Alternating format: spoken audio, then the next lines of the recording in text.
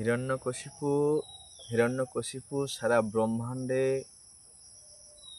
সন্ত্রাসবাদ ছড়িয়ে দিয়েছেন, সারা ব্রহ্মাণ্ডে অত্যাচার করছেন, সারা ব্রহ্মাণ্ডে স্বর্গের দেবতাদেরকে ঘর ছাড়া করেছেন, তাদেরকে প্রচুর অত্যাচার করছেন। সমস্ত দেবতারা কোনো রকম আশ্রয় না পেয়ে তারা কি করলেন, তারা ভগবানের কাছে গেলেন।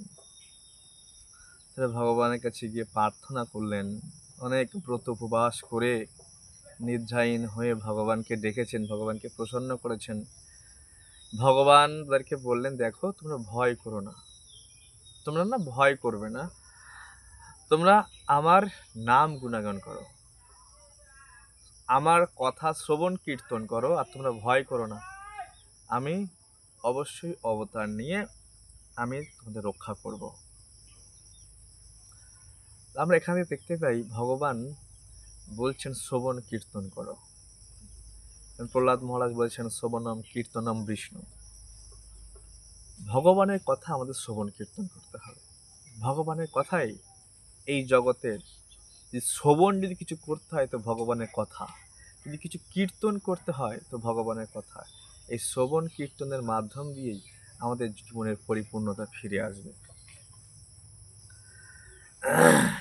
তো ভগবান বলছেন, দেখো কেউ যখন ভগবানের প্রতিনিধির উপর অত্যাচার শুরু করে তার বিনাশ অবশ্যম্ভাবী। কেউ যখন ভগবানের প্রতিনিধি, যারা ভগবানের প্রতিনিধিত্ব করছে, ভগবানের হয়ে কার্য করছে, তাদের উপর যদি কেউ অত্যাচার সংকট অবস্থা নিয়ে আসে, তার বিনাশ হয়ে যাবে। শুধু তাই নয়, দেবতাদের প্রতি কেউ যদি দেবতাদের প্রতি অনিষ্ট করে, অশ্রদ্ধা করে, হ্যাঁ, তারও বিনাশ হয়ে যাবে। যে বেদ আমাদের জ্ঞান প্রদান করে, কেউ যদি বেদকে হানি পৌঁছাবার চেষ্টা করে, বেদকে অশ্রদ্ধা করে, বেদকে নষ্ট করার চেষ্টা করে, অসম্মান করার চেষ্টা করে, তার বিনাশ প্রাপ্ত হয়ে যাবে। এ ভগবান নিজে বলছেন। শুধু তাই নয়, কেউ যদি গাভীদের প্রতি অত্যাচার করে, এই জগৎ আমরা দেখতে পাচ্ছি কিভাবে আজকে সমাজে এত পরিমাণে উচ্ছৃঙ্খল কেন, সমাজের বিনাশ প্রাপ্ত কেন হচ্ছে জানেন? আজকে গাভীদের প্রতি অত্যাচার করা হচ্ছে। আজকে গাভীদের রক্ত, বলছে গাভীর যদি এক ফোঁটা রক্ত মাটিতে পড়ে তো কখনো এই পৃথিবীর লোক শান্তি পাবে না। এই পৃথিবীবাসী যবে থেকে গাভীর রক্ত ঝরা শুরু হয়েছে, তবে থেকে এই পৃথিবীর অশান্তি শুরু হয়ে গেছে। কলিকাল যবে থেকে শুরু হয়েছে, আর যবে থেকে এই গাভীর রক্ত ঝরা শুরু হয়েছে, তবে থেকে এর অশান্তি, এর প্রবলেম, এই প্রবলেম কখনোই সলভ হবে না। আমাদের যত রকম পারিপার্শ্বিক, সমাজের, রাজনৈতিক যত প্রবলেম আছে, ব্যক্তিগত জীবনে যত প্রবলেম আছে, গাভীর রক্ত ঝরছে বলে। যে গাভীকে কষ্ট দেবে, ভগবান নিজে বলছেন যে গাভীদের প্রতি অসম্মান, অশ্রদ্ধা, গাভীকে কষ্ট দেবে, গাভীকে হত্যা করবে, কখনো সে বিনাশপ্রাপ্ত হবেই হবে। সেই সমাজ, সেই রাষ্ট্র, সেই দেশ, সেই ব্যক্তি বিনাশপ্রাপ্ত হয়ে যাবে যেখানে গাভীর রক্ত ঝরবে। আজকে বেদের অসম্মান করা হচ্ছে, গীতা ভাগবতের অসম্মান করা হচ্ছে নানা রকম ভাবে। আমরা সেই বিষয়ে চর্চা করতে যাচ্ছি না। তো কিভাবে মানুষ শান্তি পেতে পারে?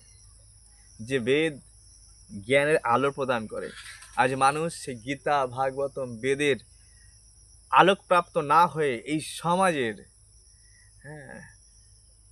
বিভিন্ন মোগল সাম্রাজ্যের ইতিহাস, এই জড়বিদ্যা নিয়ে মানুষ লাফালাফি করছে। জড়বিদ্যা জীবকে করায় গাধা। জড়বিদ্যা নিয়ে কি হবে? জড়বিদ্যা কি করছে মানুষ? মানুষ ডক্টরেট করছে, পিএইচডি করছে, ইঞ্জিনিয়ার হচ্ছে, ডক্টর হচ্ছে, আলটিমেট সে কি করছে? স্ত্রীর গোলাম করছে, স্ত্রীর গোলামি করছে। তার এত বিদ্যা, তার এত সব কিছু, সে গৃহমেধী জীবনযাপন করছে, তার জীবনে কোনো ঈশ্বর আরাধনা নেই। সে আলটিমেট মৈথুন ক্রিয়ায় আসক্ত হয়ে তার জীবনযাপন করছে, সেক্স এনজয়মেন্টকে কেন্দ্র করে সে জীবনযাপন করছে।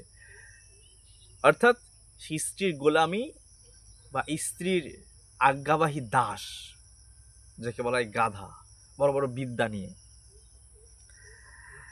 শুধু তাই নয়, ভগবান বললেন যারা বৈষ্ণবদের প্রতি, ব্রাহ্মণদের প্রতি অত্যাচার করবে বিনাশ প্রাপ্ত হয়ে যায়। ভগবান নিজে মুখ দিয়ে বলছে কারা কারা বিনাশ প্রাপ্ত হবে।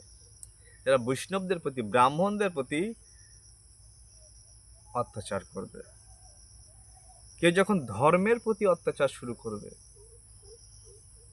তখন তার বিনাশ অবশ্যম্ভাবী। হ্যাঁ, এবং ভগবান অবশ্যই বললেন কেউ যখন আমার প্রতি বিদ্বেষ ভাবাপন্ন হবে, ভগবান কৃষ্ণের প্রতি বিদ্বেষ ভাবাপন্ন হবে, তার বিনাশ অবশ্যম্ভাবী। সে শীঘ্রই বিনাশ প্রাপ্ত হবে, সে শীঘ্রই।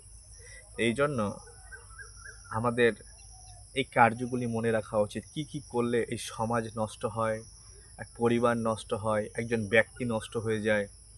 তাই নষ্ট মানে কি, সে পতন হয়ে যাবে, সে বিনাশ হয়ে যাবে।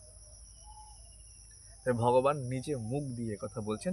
তাই জন্য আমরা এই বিষয়ে সচেতনশীল হই এবং এই বিষয়ে যারা যারা এই সমস্ত কার্যক্রমে যুক্ত তারা প্রতিবাদ করি এবং আমরা সমাজ থেকে এই ধরনের যারা খারাপ কার্য করছে, সমাজের বিপদ দেখে নিয়ে আসছে, যেন তাদের বিরুদ্ধে আমরা সোচ্চার হয়ে তাদের বিরুদ্ধে কথা বলে যেন আমরা এই রকম কার্যকলাপ কমিয়ে আমাদের সমাজটাকে একটা শান্তিপূর্ণ সমাজে পরিণত করতে পারি, আমাদের দেশ এক শান্তিপূর্ণ সমাজে পরিণত করতে পারি। Chant Hare Krishna and be happy. জয় শ্রী প্রভু।